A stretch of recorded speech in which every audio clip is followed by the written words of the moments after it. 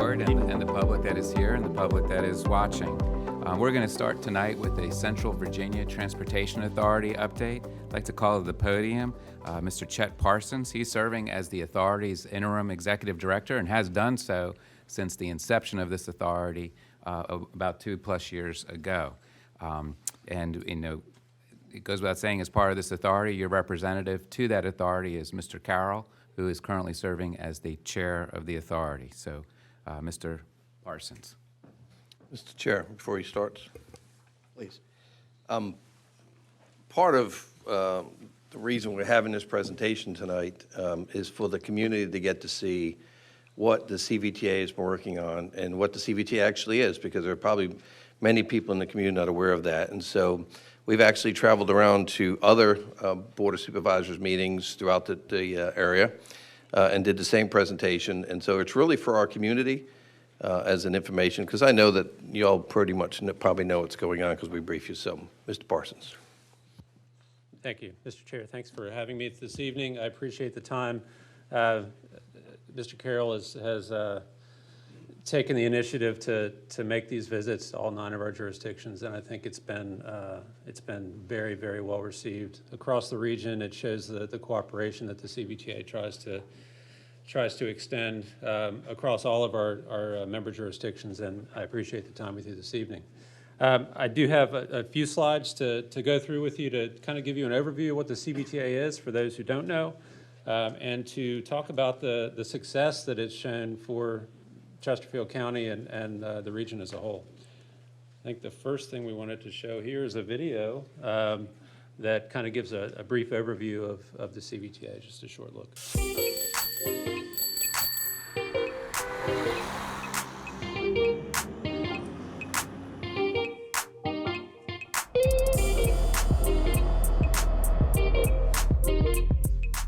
Maintaining a safe and efficient transportation system is a critical part of our region's continued prosperity and quality of life. In Central Virginia, we have a new tool to support our vast network of roads and highways, but also our sidewalks, trails, and transit services. The Central Virginia Transportation Authority was created by the General Assembly in 2020. Delegate Dolores McQuinn sponsored the legislation. It became law with the support of Senator Jennifer McClellan. 1 year later, the authority has generated $137 million. Officials have begun identifying priorities and needs, like repaving or widening roads, or improving intersections to make them safer for motorists and pedestrians. Here's how the CVTA works. Consumers pay slightly higher taxes on fuel and other purchases. Sales and use tax, 0.7%, a wholesale gas tax, 7.6 cents per gallon of gasoline, 7.7 cents per gallon of diesel fuel. These funds are reserved to address transportation needs in our area. The CVTA serves Planning District 15, which consists of the town of Ashland, the city of Richmond, and the counties of Charles City, Chesterfield, Goochland, Hanover, Henrico, New Kent, and Powhatan. Local elected officials serve on the authority's board. For every dollar raised, 50 cents are returned to the municipalities for their transportation projects. 35 cents go to regional projects, and 15 cents support regional transit. As the CVTA marked its first anniversary, it identified its first regional project. The Fall Line Trail will be a path for bicyclists, joggers, and others, similar to the Virginia Capitol Trail. It will stretch north and south between Ashland and Petersburg, crossing 5 of the 9 CVTA localities. Its first section opened this year in Ashland, and other portions are under design. The reality is, without the CVTA, important projects like the Fall Line Trail would have to wait years to proceed. Our state and federal governments provide localities with funds for transportation. However, those dollars are increasingly needed for basic maintenance. For years, Northern Virginia and Hampton Roads have used similar authorities to address congestion and other transportation needs. Now, thanks to the CVTA, Central Virginia is better equipped to keep our region vibrant and on the move.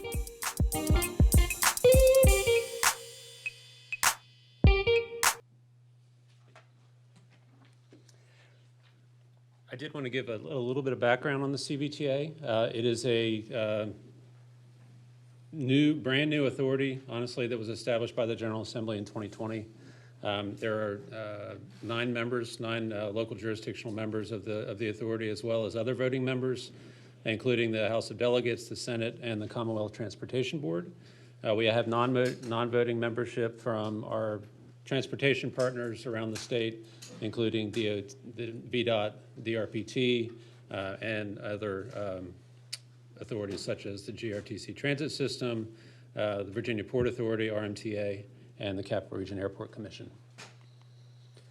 The authority generates most of its funding, all of its funding, through 2 primary means, a gas tax and a sales tax. The gas tax was implemented in July of 2020, and the sales tax was implemented in October of the same year.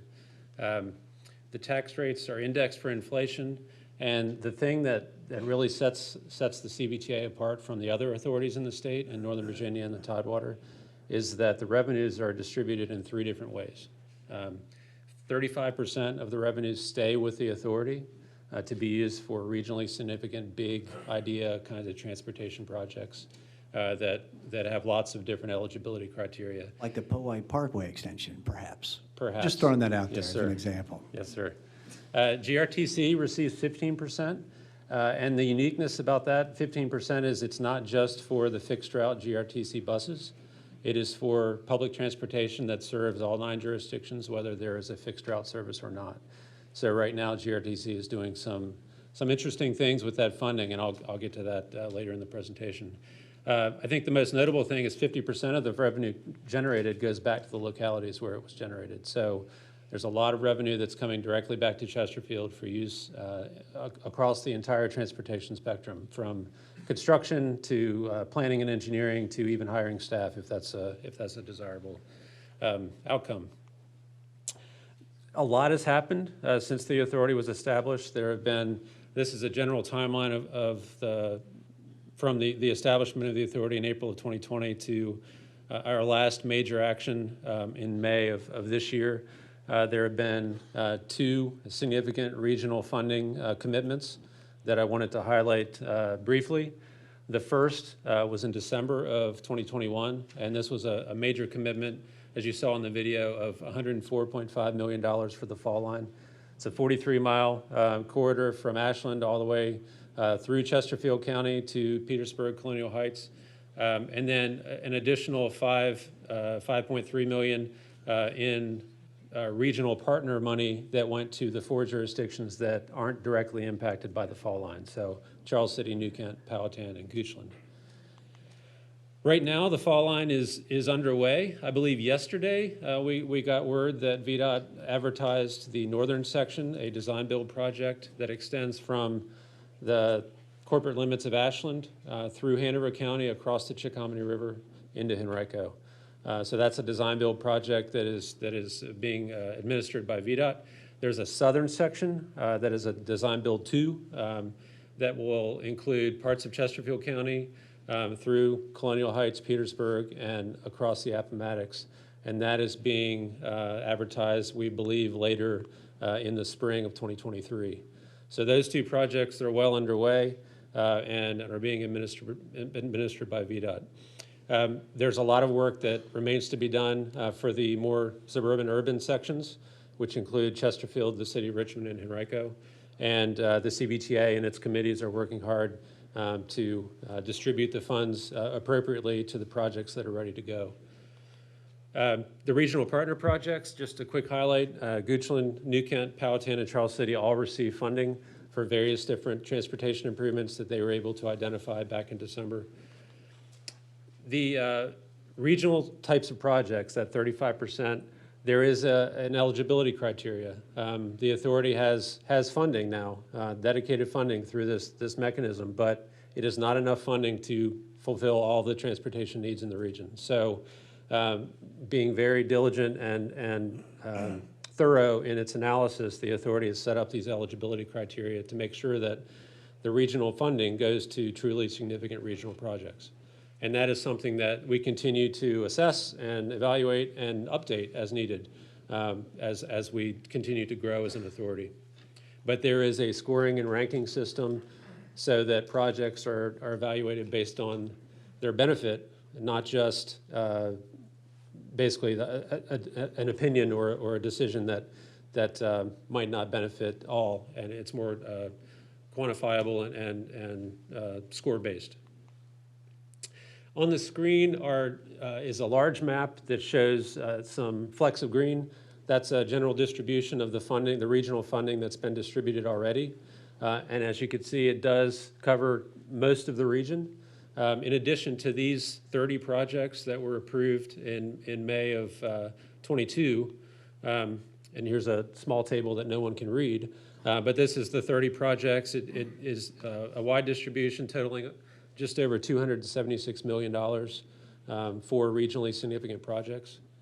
In addition to that, the authority took special action to approve $100 million in a future year to help widen the 29-mile gap on I-64 between our region and Hampton Roads. Just so you, for an understanding of the scope of this, the estimated cost of the project is over $800 million. So the authority did take a sizable chunk and a big commitment from our region to move that project forward. It's coupled with state revenues, over $450 million, and then a federal grant that is still pending to add another 150 to the total. So we are excited about being able to work with the state and with our partners in Hampton Roads to make this this widening a reality, which will benefit the entire region. The local funding that has come back, so that 50% pot, we do keep an annual tally of the expected allocations. We work closely with our local government representatives and technical staff to understand the intents of each of the jurisdictions. And right now, in FY22, using the distribution just from that year, Chesterfield has identified 4 planned projects totaling over $29 million. That is just for FY22. So there's additional funding that is being planned in our current FY23 year, as well as the fall line work that was already approved. And just to reiterate the importance of CVTA funding, there isn't enough funding to go around, but the ability to leverage money that is generated locally that we can stake a claim to is huge. There's a program across the state called Smart Scale that VDOT administers, very, very competitive. We have not had great luck in identifying regional funding for projects that are impactful for our region, and the ability now to have skin in the game and contribute local funds through possible CVTA match dollars is a game changer for our ability to compete against the rest of the state and win some of these Smart Scale funds. Not to mention any of the Infrastructure Jobs Act funds that Congress approved. There's a lot of funds out there at the federal level now that we feel we're in a lot better position to compete nationally for those types of grant programs. As I mentioned, Chesterfield County in FY22 has just over $29 million that's designated for projects, and some of those planned projects are on the screen. So Centralia Road, Wrexham Road Roundabout, the Poe-8 Extension, Route 10, 288 Courthouse Road, and Woolridge Road, Watermill Parkway, and Janitor Road widening. So those have been identified, and as I said, there's lots more on the way. One additional note, I mentioned GRTC doing regionally significant public transportation.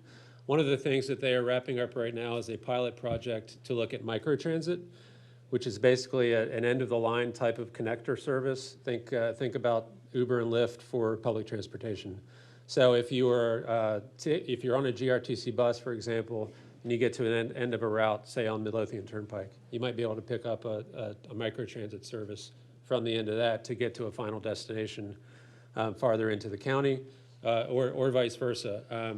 We have a lot of interest in where this is going to go, and we think that GRTC, with the funding that they are collecting now, are able to implement a lot of these new and more innovative type projects to improve opportunities for everyone to travel around the region.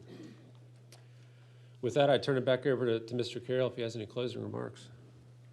Thank you. I think it's one of the things that we probably should have put a little more information on this when you talk about Smart Scale, because it's not really a familiar term to many people in the community, but one of the things that makes the CVTA have the ability to compete is the matching funds. And when they look at how they're going to fund a project, when the state looks at it, they go, well, how much skin in the game does the locality have? How much money are we actually putting forward in the project? As an example, Hampton Roads Transportation Authority actually generates about $200 million a year, and they've been able to leverage that into $6.2 billion in transportation projects in Hampton Roads alone. It's hard to compete when someone has $200 million to put up against projects. This allows the CVTA, the Central Virginia Transportation Authority, to compete for those state dollars.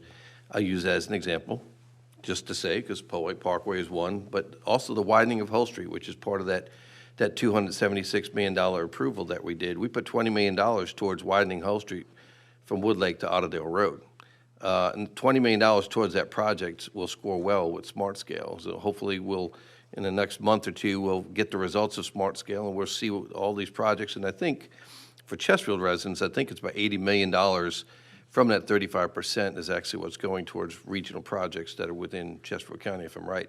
So this really gives us an opportunity in Central Virginia to compete against Northern Virginia and Hampton Roads to get the dollars that our taxpayers are paying that we're going to other parts of the state to stay here to fix our roads. And really, Chet, I appreciate you being here tonight, Mr. Chair. I appreciate you indulging us for this, and I think it's important for our community to know exactly what the CVTA has been doing for the last 2 years. Appreciate your leadership, Mr. Carroll and Chet. Same. This is an enormously important organization now to our county.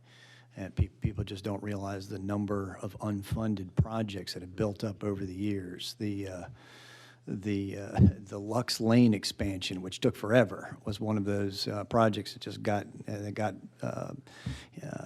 taken off of that list because of some of the funds that have been freed up by virtue of this authority. So I'm grateful to you, grateful to your staff, and we'll move forward. Thank you again, Mr. Carroll.